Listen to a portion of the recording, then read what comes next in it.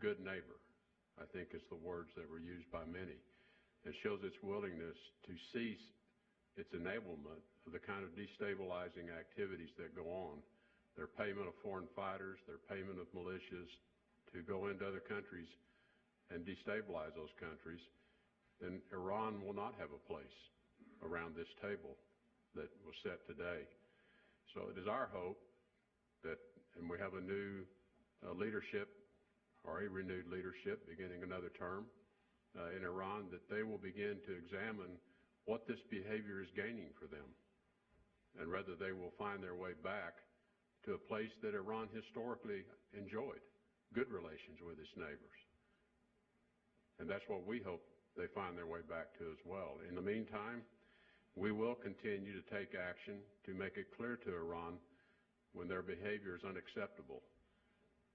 And that means in terms of carrying out and supporting acts of terrorism, continuing the development of their ballistic missile programs. We will continue to take action through sanctions, and we will continue to encourage others in the global community to take action as well, so that Iran understands this is not acceptable. So we will be dealing with Iran in the economic sanction front, and we will be dealing with Iran in these countries where they have decided to put their presence militarily. الإرهاب تعريفه سهل.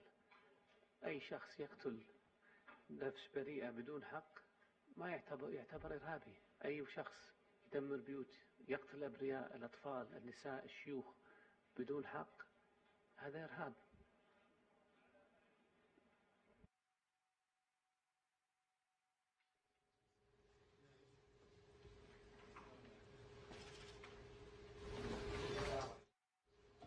السلام عليكم. نائب مرشد جريدة الشرق الأوسط. مع الوزير أريد أن أسأل سؤال واحد وبسيط. هل تلقت المملكة العربية السعودية وعود وتأكيدات من أن كل المواقف التي خرجت من واشنطن اليوم هي مواقف ستطبق على أرض الميدان بواقعية وحزم؟ علاقة المملكة العربية السعودية مع الولايات المتحدة تمتد أكثر من 8 عقود.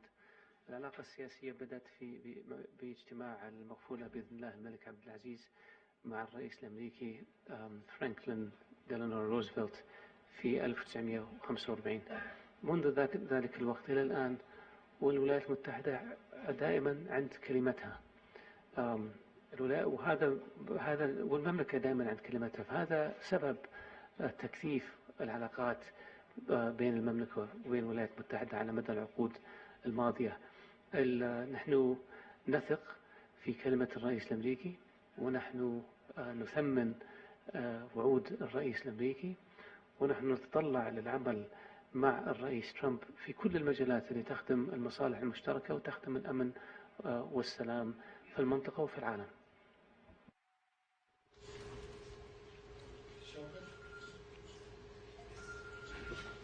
Thank you very much. I'm Shaukat Baracha, traveling from Pakistan, especially for this summit today. My question to Excellency, the Foreign Minister of Kingdom of Saudi Arabia, is that Pakistan has been fighting against terrorism since 9/11, and we suffered more than 60,000 innocent lives.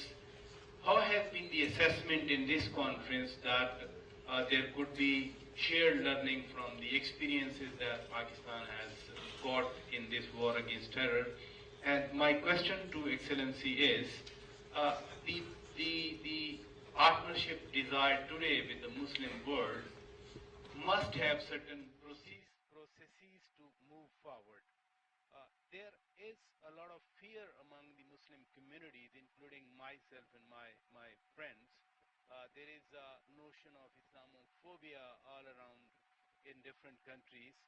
When partnership has been sought and desired, and there has been a great response from most of the Muslim countries that were present today, how these processes will have their logical end to bridge the gap and redress the fears among the Muslim communities? Thank you.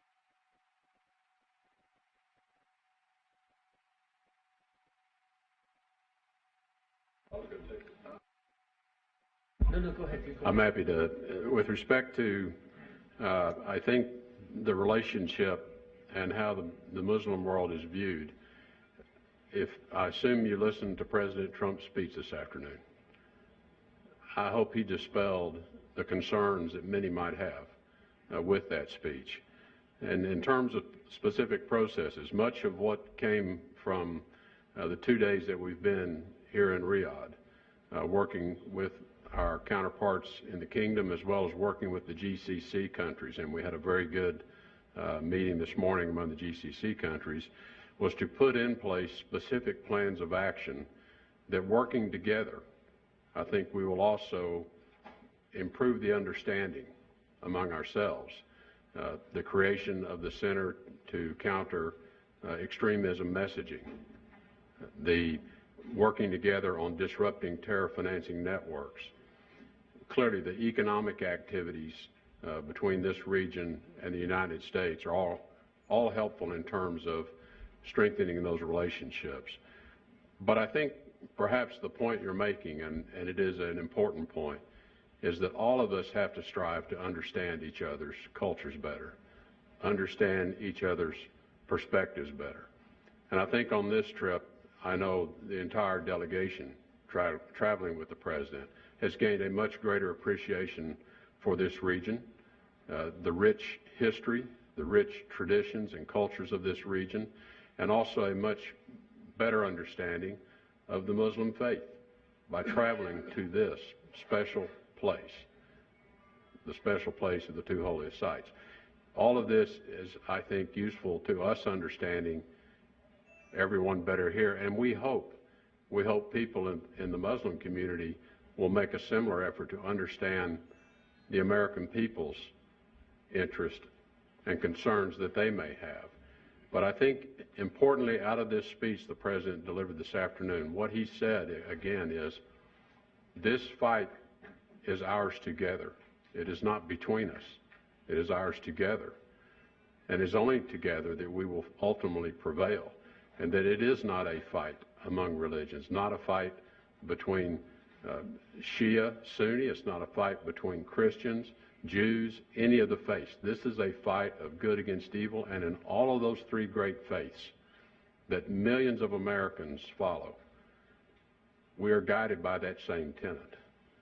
This is what unites us in attacking this evil face of terrorism that has befallen us and has hurt so many around the world. I think Pakistan can play a big role in the war against terrorism, and by sharing its experiences and by learning from the experiences of others. I want to add my voice to what Rex said about the issue, the importance of tolerance and coexistence. I believe that the fact that this summit took place is historic. I cannot overemphasize the importance of it to the history of the world. This is unless we are able to move from notions of a clash of civilizations and move towards a partnership among civilizations, we will not be able to eradicate the scourge of terrorism, which emanates from extremism. And extremism emanates from ignorance. People in the Muslim world believe there is enmity towards them in the West, and so they use that to recruit psychopaths who go and murder people, who then increase the negative attitude of people in the West towards Islam, that causes Western countries to take steps that then fuel the cycle in the Islamic world, and also vice versa. You have extremists in the West who take very bigoted positions or ignorant positions towards the Islamic world, which causes them to recruit psychopaths who demand things or try to do things that provoke a reaction in the Islamic world, and the vicious cycle continues. Unless we move away from this, and then if we are able to move away from this, we are able to isolate the terrorists as mere criminals and psychopaths, and then it becomes a law enforcement matter, and we can deal with it much more effectively. The President deserves a lot of credit for taking this step, making his first visit outside the U.S. to the Kingdom of Saudi Arabia, the birthplace of Islam and land of the two holy mosques.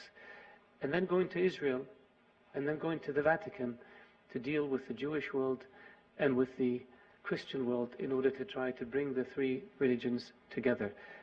This is the way to proceed. This is the way we move from enmity to partnership.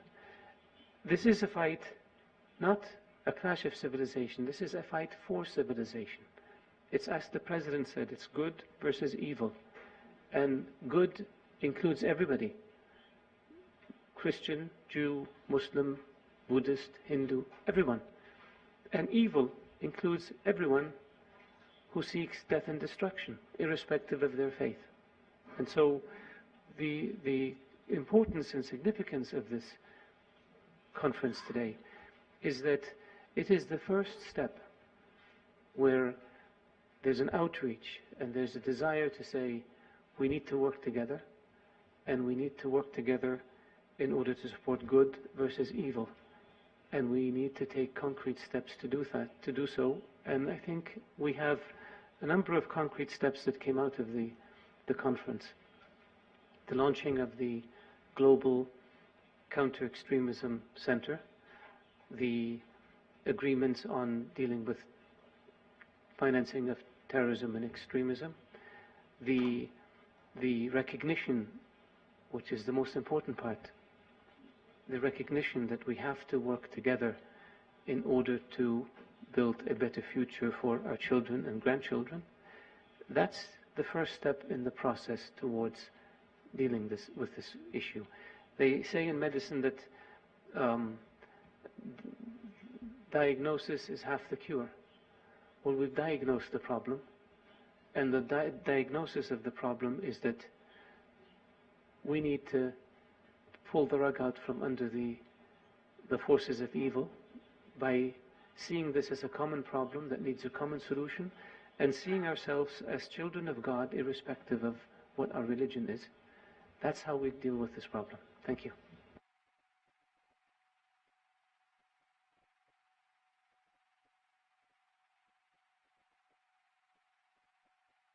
Thank you very much. أشكركم على مجيئكم.